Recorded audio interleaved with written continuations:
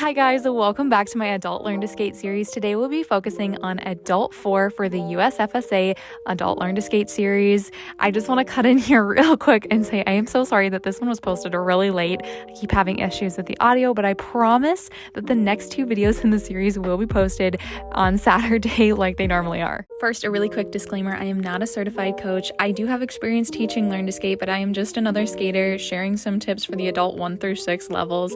This is not meant to replace lessons or coaching of any kind. I highly encourage you to go sign up for a Learn to Skate class, so I will leave that information in the description box below. Now we can get into the video. The first item on Adult 4 is going to be a forward outside edge on a circle, both right and left. I highly recommend having a nice strong 1 foot glide before you try this, so make sure you go back and watch my Adult 2 video. I'll leave it linked somewhere in the video here, but let's get started. So I'm going to be honest, the forward 1 foot glides around the circle are definitely going to take some time and some practice, mostly because you just need to get used to having a nice strong core for doing this, but I will go over some tips and tricks that will help you so when you practice, it will be easier and easier every time. The first thing I'm going to talk about is our body position. This is very important. Just like our regular 1 foot glide, we're going to make sure our foot is a little bit off the ground, not too far away from us, and it's touching our ankle. For these 1 foot glides around the circle, you want to make sure you have control. So you don't want to be kicking your leg too far out in front, too far out to the side. You want to make sure everything is nice and close to you. The other important thing I wanted to talk about is engaging your core, and basically what I mean by this is squeezing your stomach muscles super tight so you can hold this 1 foot glide right on that red circle. A common mistake I see a lot of beginner skaters make when they're trying to do their 1 foot glide around the circle is being too loose with their body position. Either they're waving their arms around, they're kicking their leg out as a counterbalance, or they're not squeezing their stomach muscles. And honestly, squeezing your stomach muscles is a very small change that you can make to improve this a lot. Now let's talk about what to do with your arms. Now in skating, there is definitely a right and a wrong way to do things, but not every skater is the same, and every skater is going to struggle with different things. So one entrance might work for someone, but it might not work for someone else. Same thing with arm positions with this 1 foot glide around the circle. Obviously, when doing our 1 foot glide, we want to make sure that our arms are not glued to our side. We want to keep them up nice and strong like the T position that we've been talking about in the past couple videos. The other very common mistake a lot of skaters make is keeping their T position with an arm out to the side and an arm out to the side, forgetting that when you work on something on the circle, you want to rotate your shoulders a certain direction. Now, the way I teach the arms for the 1 foot glides around the circle might be completely different from how you've learned it. I've just found that this seems to be a lot easier for many skaters. So instead of traditionally hugging the circle like we have with our forward swizzle pumps in the last video, I like to keep my arms facing the outside of the circle while I lean my body weight up against it. As you can see here, I'm leaning my body weight towards the inside of the circle.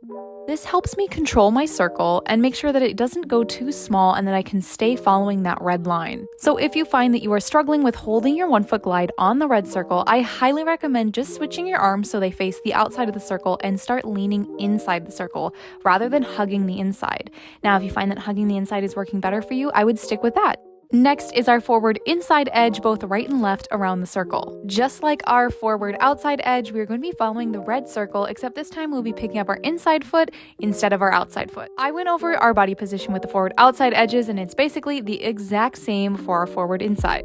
Even though we are picking up a different foot, we are still leaning our weight the same direction, which is inside the circle. To get into both your outside and inside 1 foot glides around the circle, you can either take a few pushes or you can do those forward half swizzle pumps that we talked about in the other level and gradually pick up your foot when you feel comfortable. Now, you do not have to hold this for the whole circle. I recommend trying to hold it for at least 5 seconds and then moving up to 10 to 15 as you get more comfortable with it. Let's quickly talk about what makes it an inside edge and what makes it an outside edge, because I know that can be completely confusing. While it might seem like it, an inside edge and an outside edge are not determined by which foot you pick up. They're actually determined by the edges on our blade. The foot we pick up on the circle is basically just determining the direction we are going and making sure that we practice our inside and outside edges both on our left and our right foot. This is important because the next item we'll be talking about is our forward crossovers, and we will need to know both our forward inside and outside edges for this. Which brings us into our next item on Adult 4, forward crossovers. And I know these are tricky, so I will do my best to break these down into really small steps, because I think if you look at it in smaller steps, it will feel a lot less intimidating and it might make a little bit more sense.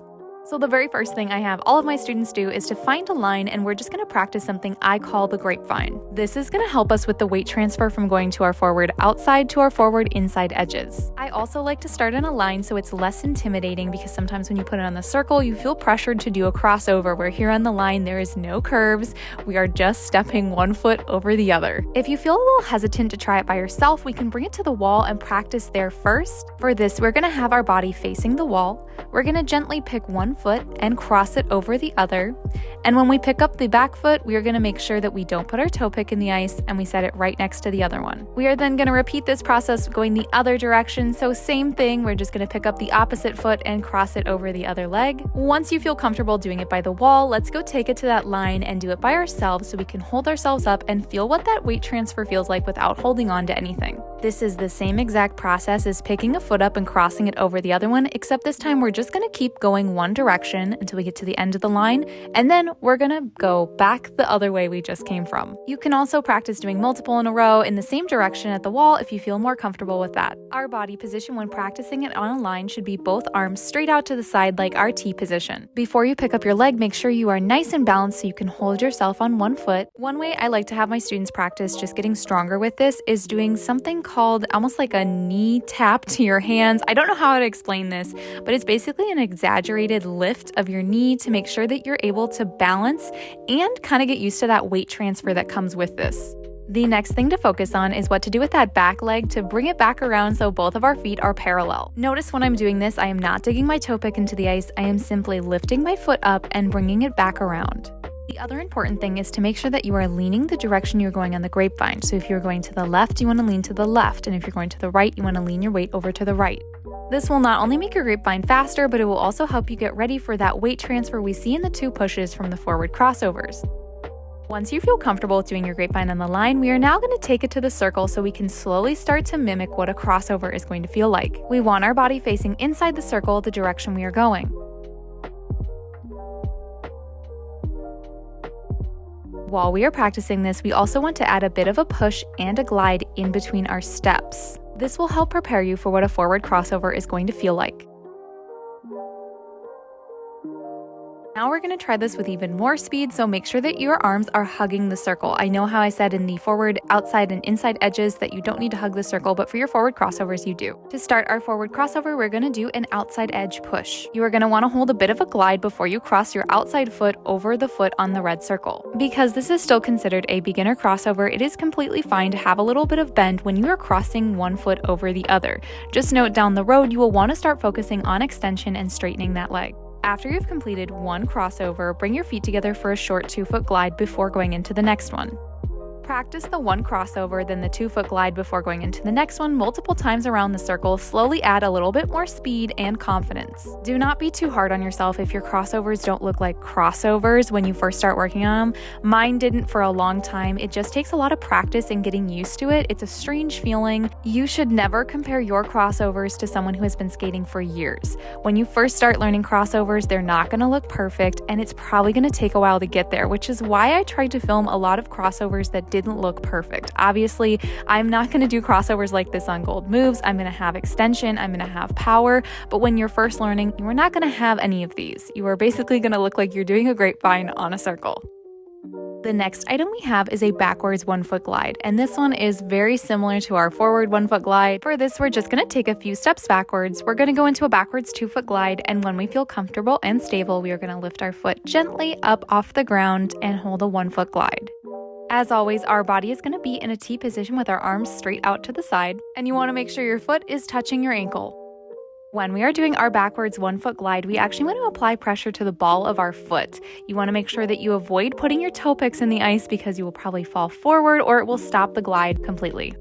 Here is a great exercise to practice this. Just practice lifting your foot up and down for a few seconds and slowly start to increase the time that you have it up off the ice. Overall, a majority of this is exactly the same as a forward 1-foot glide. We're just doing it backwards, so if you want a little bit more detail, I would suggest going back and watching my Adult 2 video. The next item we have on this level is backwards half swizzle pumps. Now this is super similar to our forward half swizzle pumps, except this time we're going backwards on the circle. For our body position, we're going to be standing nice and tall in our T position, and we're going to have our arms hug the inside of the circle. You want to make sure that the foot closest to the inside of the circle is on the red line. We are then going to bend our knees and push the outside foot away from us. When you do this, you're going to want to think about that outside foot being a little bit pigeon-toed in relationship to the other foot we have on the ice so that you can push it away and bring it back, making that half curve on the circle.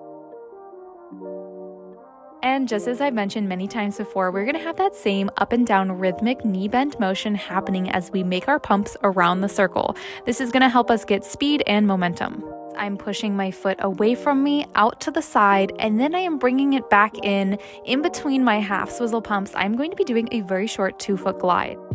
You're going to be doing this both counterclockwise and clockwise. Your goal is to get 6 to 8 pumps in a row without stopping. A few important things to remember when we're doing our backwards half swizzle pumps is to make sure that you're always looking over your back shoulder so you can see where you are going. The other important thing to make sure you're doing is that you are leaning inside your circle, and when you are pushing your foot away from you, you are leaning your weight to the inside. I go over a few of these details in my other Adult Learn to Skate videos, so I'll leave the playlist link somewhere in the video so you can go back and watch those if you'd like a little bit more information. But basically, our backwards half swizzle pumps are the same as our forwards, we're just going backwards.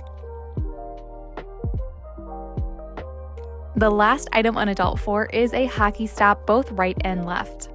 A hockey stop is just a more advanced way to stop in skating. All you are going to do is take a few steps, and then to stop, instead of making the snowplow shape, we are just going to twist our feet to the side. When you're doing a hockey stop, you want to make sure you lean your weight back instead of going forward with the stop, or else you might just kind of keep going and take a tumble. Just like our forward snowplow stop, you want to make sure that you bend your knees when you come to a full stop. This will basically help slow you down and brace for the impact of the stop. That's basically it. Don't forget to practice both sides. Well, that is it for Adult 4. I'll see you next Saturday for Adult 5. Don't forget to like and subscribe. I post new skating-related videos every week, and every Saturday I will be uploading a video for the Adult 1 through 6 Learn to Skate series.